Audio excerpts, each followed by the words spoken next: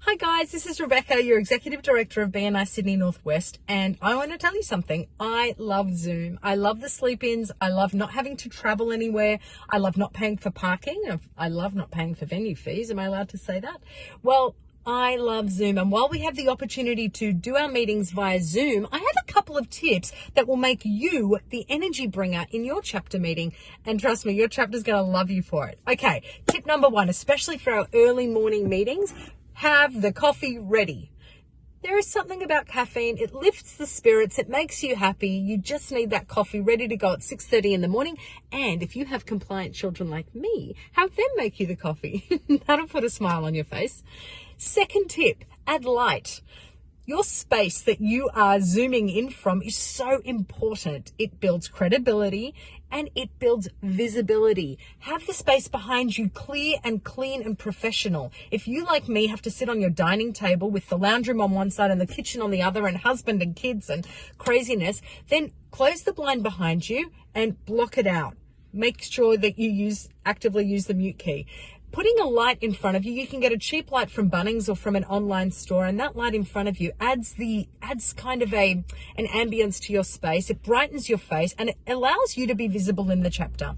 Okay, tip number 3, be early. 9 times out of 10, the first people to arrive at a chapter meeting are the visitors. Don't leave the visitors. It's so hard to get them there. Don't leave them there scratching their heads wondering where the people are.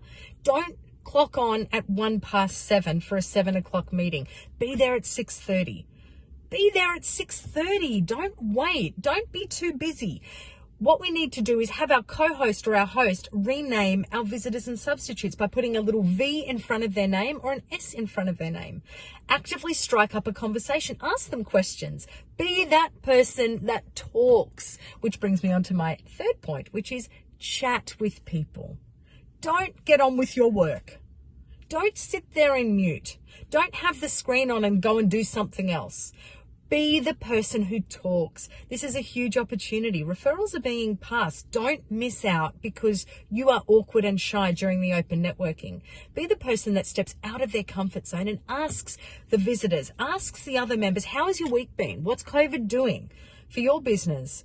Do you have a lot of bookings? I know I'm always ready to talk about what's going on in the workshop to anybody who asks. And that's like anything. Be that person that steps out of their comfort zone to ask. And that brings me to my final point, which is be there. Do you know that when you put a note on your chapter WhatsApp group that says, sorry, something's come up at work and I can't be there tomorrow for the chapter meeting, do you know the whole group has a collective disappointed sigh? They actually care that you're there.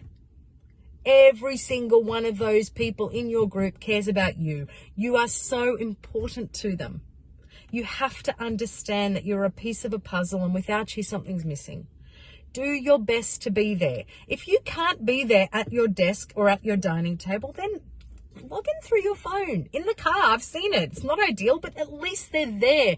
Do you know what an effect that has on the chapter? It lifts the spirits. When I talk to somebody and they say, we were all there, 100% attendance in our chapter, do you know how important that is for the morale of the chapter?